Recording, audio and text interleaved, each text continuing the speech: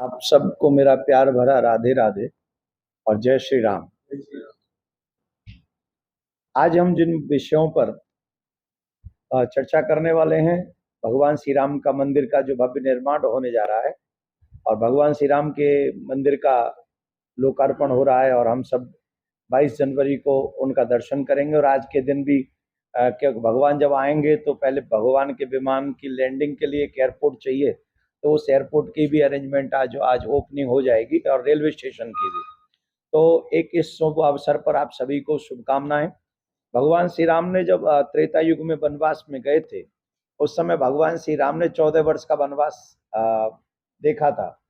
पर ये आजादी से पहले कलिकाल में ऐसा हुआ कि भगवान ने लगभग 500 वर्ष का वनवास देखा है और 500 वर्ष बाद भगवान श्री राम को तंबू इत्यादि से निकलकर मंदिर में जाने का सौभाग्य मिला है। तो सभी सनातनियों के लिए, क्योंकि भगवान श्री राम सिर्फ एक कोई सनातनियों का विषय नहीं है, विदेशों में भी, चाहे आप मलेशिया चले जाइए, चाहे आप वियतनाम चले जाइए, चाहे आप कम्बोडिया चले जाइए, कितने ऐसे देश हैं जहां भगवान श्री राम को आज भी बड़े श्रद्धा के साथ अन्य धर्म के लोग भी मानते हैं। दुर्भाग्य से भारत में राम को राजनीतिक मुद्दा बना दिया गया और राम ऐसे बन गए कि एक राम का पक्ष ले रहे हैं और एक राम का विरोध कर रहे हैं। ये दुर्भाग्यपूर्ण है और तुष्टीकरण की राजनीति के कारण भगवान श्री राम को इतने दिनों तक अपने मंदिर से दूर रहना पड़ा।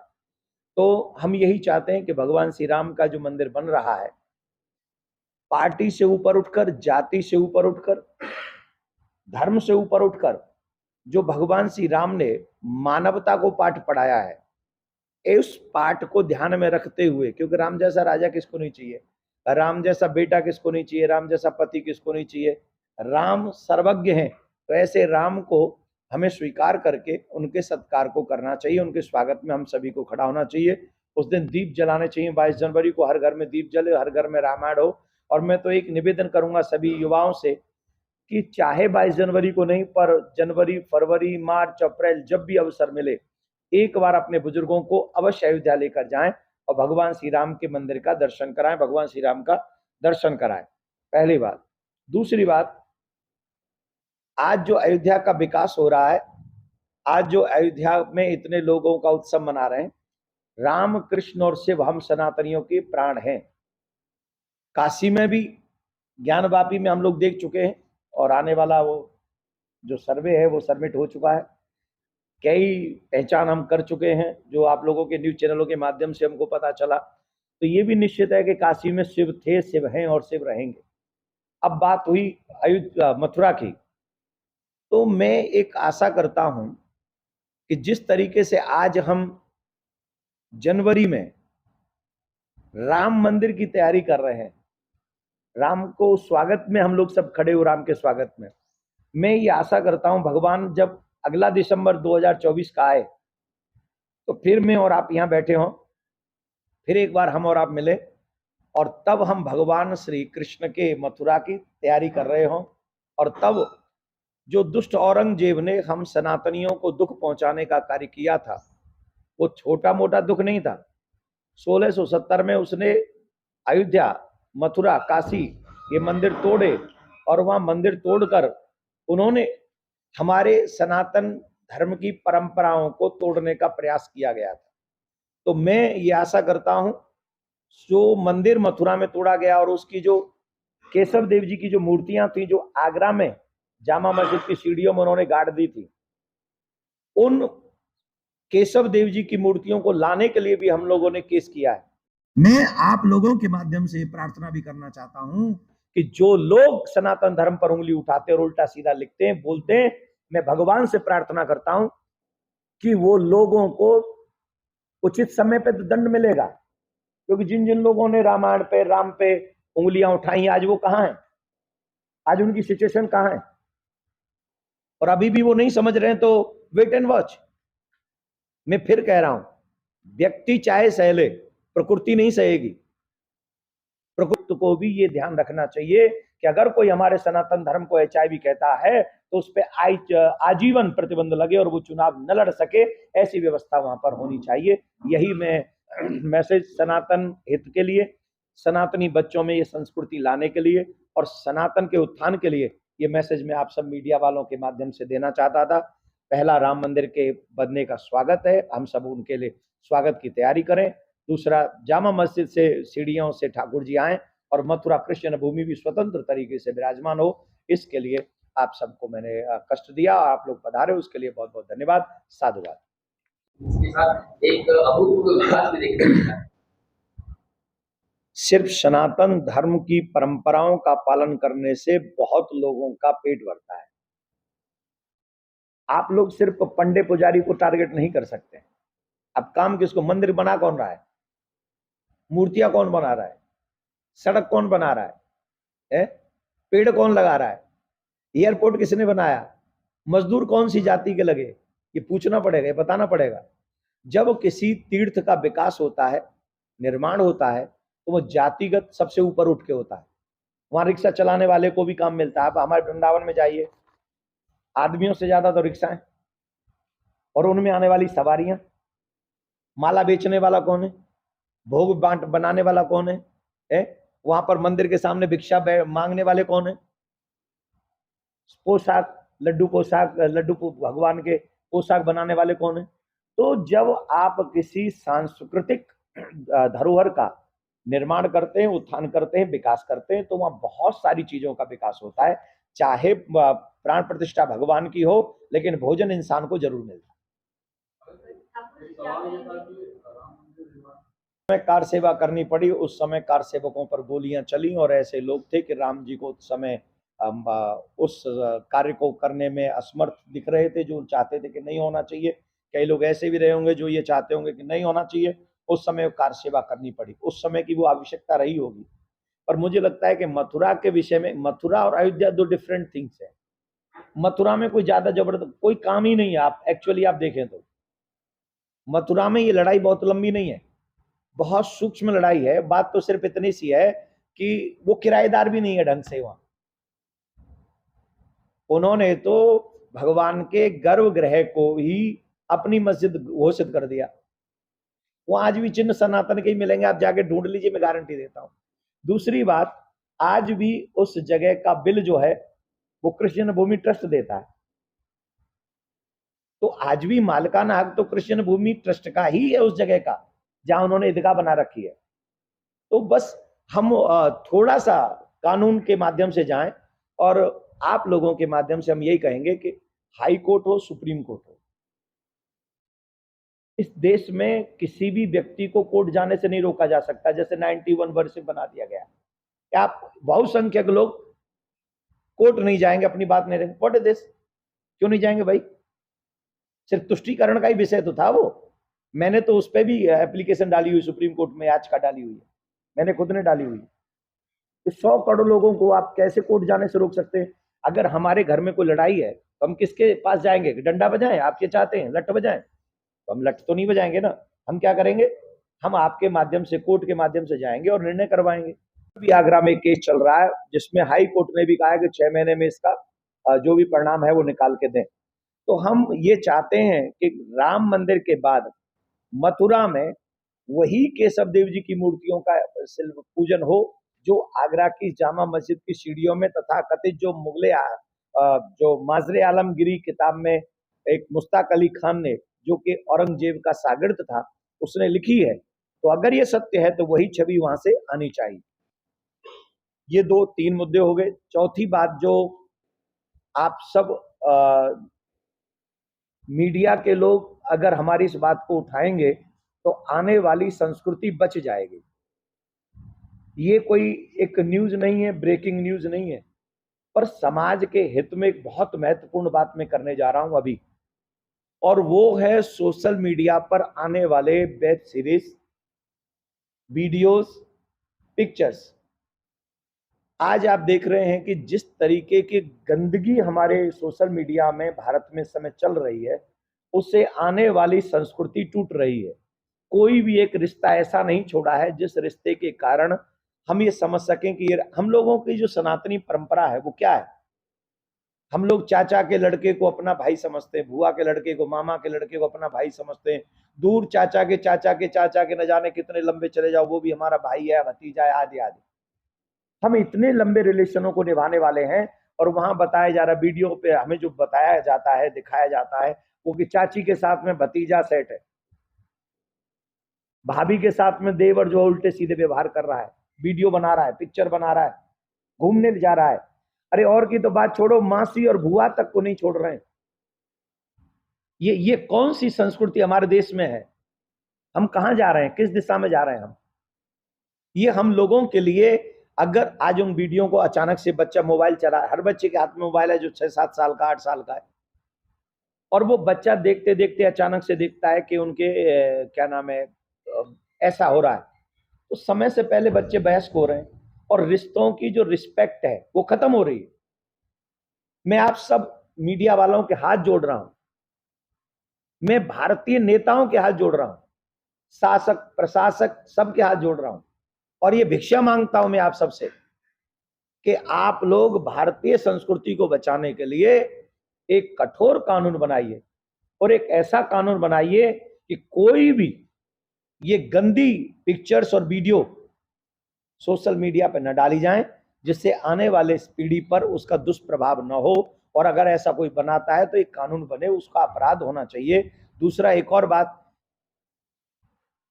हमारे ईश्वर, हमारे रामायण, हमारे राम कृष्ण को, हमारे धर्म को ये तुष्टीकरण करने वाले शासक लोग जो कि संवैधानिक पद पे बैठे हुए हैं, वो कहते हैं कि ये सनातन तो कोरोना है, सनातन तो HIV है, डेंगू है। जब हम सनातन धर्म के लोग किसी धर्म को उल्टा सीधा नहीं बोलते, तो हमारे धर्म को पदों पर बैठे, संवैधानिक पदों पर बैठे हुए लोग उल्टा सीधा कैसे बोल सकते हैं? क्यों बोलेंगे भाई? आप ऐसे बोलने के बाद इसका मतलब है आप संविधान का अपमान कर रहे हैं। बाबा साहब ने, जब अम्बेडकर साहब ने यह संविधान लिखा, तो उसमें लिखा कि यहां सब अपने अपने धर्म का पूजन कर सकते हैं, लेकिन अपमान कोई किसी का नहीं करेगा। तो आप तो हमारे सनातन धर्म का अपमान कर रहे हैं, आप हमारी रामायण चला रहे हैं, आप हमारे राम पर उंगली उठा रहे हैं, आप हमारे धर्म पर उंगली उठा रहे हैं, आप हमारे धर्म को HIV कह रहे हैं। अरे जो सनातन धर्म के लोग हैं वो सहनशील है, इसका मतलब थोड़ी आप कुछ भी बोलेंगे। हाउ डियर टू से दिस? कैसे कोई कह सकता है संवैधानिक पद पर बैठा हुआ व्यक्ति? हम एक प्रार्थना हाई कोर्ट, सुप्रीम कोर्ट से हाथ जोड़ के ये याचना करते हैं कि जैसे अयोध्या पे डे बाय डे सुनवाई करके उस केस को जल्दी सुलटाया गया है, समाप्त किया गया है, वैसे ही डे बाय डे सुनवाई करके मथुरा के केस को भी जल्दी सुन लिया जाए और निर्णय कर दिया जाए, जिससे जो हम लोगों में आपस में जो लोग हैं उनमें कोई भेद उत्पन्न न हो, और जो कोर्ट का आदेश होगा वो हमें मान्य होगा।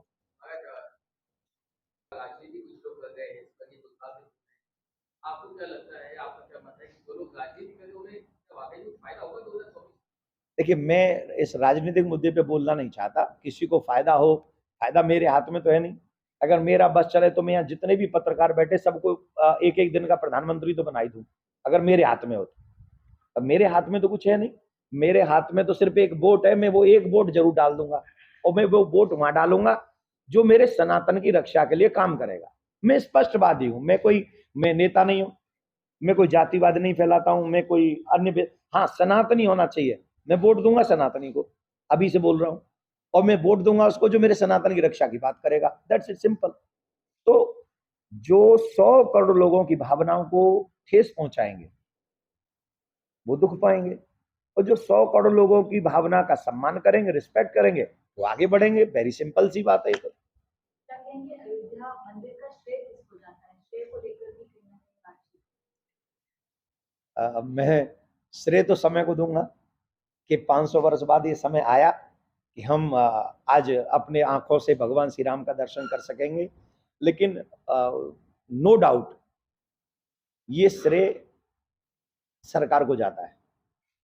सरकार को इसलिए जाता है, इससे पहले भी सरकारें थी, पर वो इच्छा नहीं थी राम मंदिर बन जाए। हम किसी के विरोध में नहीं है। देखो आप समझ लो हम क्या कह रहे हैं, जो सनातन की बात करेगा हम उसकी बात करेंगे, हम विरोध किसी पार्टी का नहीं कर रहे हैं, ये स्पष्ट समझ लो। लेकिन सरकारें तो पहले भी थी, मंदिर क्यों नहीं बना? अब सरकारें ये है तो मंदिर कैसे बन रहा है? तो श्रेय तो जाएगा ना। जब जो व्यक्ति काम करेगा, आप माइक लेके यहाँ आए, कैमरा लेके आए, तो श्रेय तो चैनल वाले आप ही को देंगे ना। मैं यहाँ बोल रहा हूं तो आप लोग मुझे थोड़ा बहुत तो श्रेय देंगे कि यार व्यक्ति बोल तो रहा है कम से कम। ऑब्वियसली जिसने कम से कम थोड़ा काम किया, सरकार चाहे उत्तर प्रदेश की योगी जी सरकार हो, चाहे आज भी मोदी जी 70-72 साल के हो गए, अयोध्या गए, वो भी ठंड में गए, राम जी के स्वागत की तैयारियां देखने गए।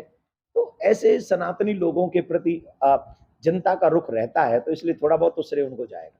ये अपेक्षा क्या मौजूदा सरकार से है कि काशी मथुरा का जो मुद्दा है और ज्ञानवापी का मुद्दा है, ये मौजूदा हिंदू राष्ट्र निर्माण होना चाहिए, इस पर आप क्या हो?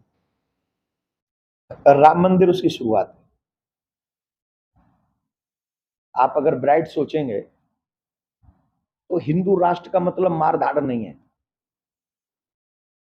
आप ये बात नोट करेंगे तो आपको बहुत आनंद आएगा। राम हिंदू राष्ट्र का मतलब है राम राज्य, और राम राज्य का मतलब क्या है? जहां राम जी के राज्य में किसी को दुखी नहीं किया जाता है। राम राज्य में श्वान को भी न्याय मिलता है, श्वान को भी। जहां वस्त्र धोने वाले की आवाज को भी ध्यान में रखकर राम निर्णय लेते हैं। दैहिक दैविक भौतिक तापा देवता भी राम राज्य के मनुष्यों को दुख नहीं दे पाते, देवता भी, औरों की तो बात छोड़ दीजिए। तो ऐसे राम राज्य से किसी का नुकसान नहीं होना है, सबका भलाई होना है। और मुझे आशा है कि राम राज्य मतलब हिंदू राष्ट्र, हिंदू राष्ट्र मीन्स राम राज्य। अगर राम राज्य होगा तो निश्चित इस देश का भला होगा। सभी सदविचार, सब सद्भावना से हम लोग क्या कहते हैं? धर्म की जय हो, अधर्म का नाश होना चाहिए कि नहीं? ये तो सभी धर्म चाहेंगे, और विश्व का ये तो सभी चाहेंगे। यही है राम राज्य। अब इस राम राज्य से जो दुखी होगा वही रावण राज्य चाहता होगा। कोई रावण जैसे चेला होंगे, रावण के चेला होंगे। ऐसे दुष्टों की हम सुने नहीं। राम राज्य आने दो, हिंदू राष्ट्र बनने दो। सर्वे भवन्तु सुखिनः सर्वे सन्तु निरामया, किसी का नुकसान नहीं। I think so.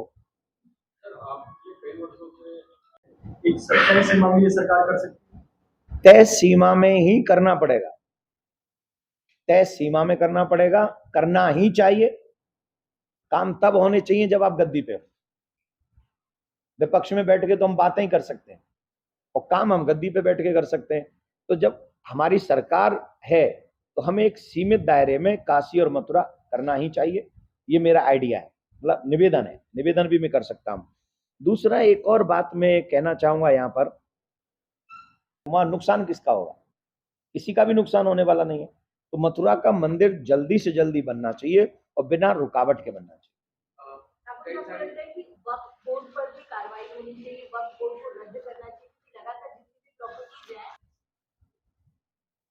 मुझे समझ में नहीं आता कि इस देश में पैरेलल सरकार कौन चला रहा है।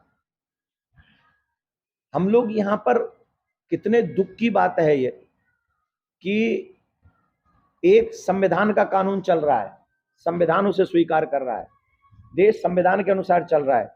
और दूसरा ये कि मेरा ही वकील होगा, मेरा ही जज होगा, मेरे अंदर केस होगा, और मैं तो आप सब मैं सरकार के सामने जाने वाला हूं कुछ दिन बाद, और मैं ऐसी बात करने वाला हूं, आप सोचिए।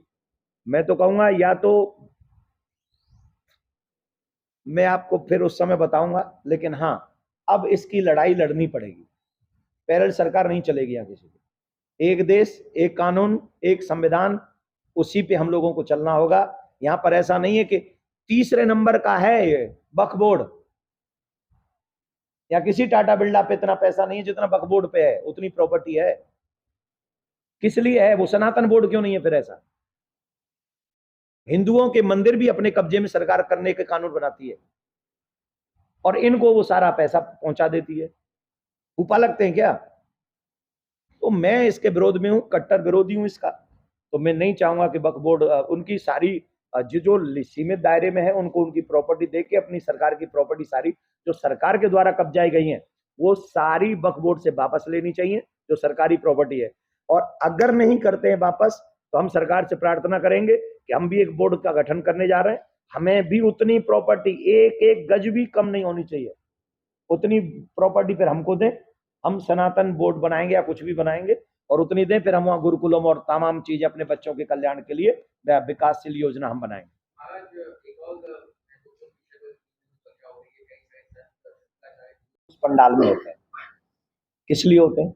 हमारी भारतीय संस्कृति में, सनातन संस्कृति में नो ड्रिंक, ड्रिंक मीन्स शराब नहीं। हम लोग शराबी को बुरा मानते हैं, हम लोग मांस खाने वाले को बुरा मानते हैं। एक और जो चीज अभी जो आज के यूथ को शायद बुरी लगती है, पर मैं हृदय से कहता हूं, मैं उनका वेल विशर हूं, मैं कोई बुरा नहीं हूं उनके लिए। जितना भला आपके माँ बाप आपके लिए चाहते हैं, शायद मैं उसे 99%, उनको 100 है तो मुझे 99 समझ लो। मैं अपने सनातनी बच्चों का भला चाहता हूं।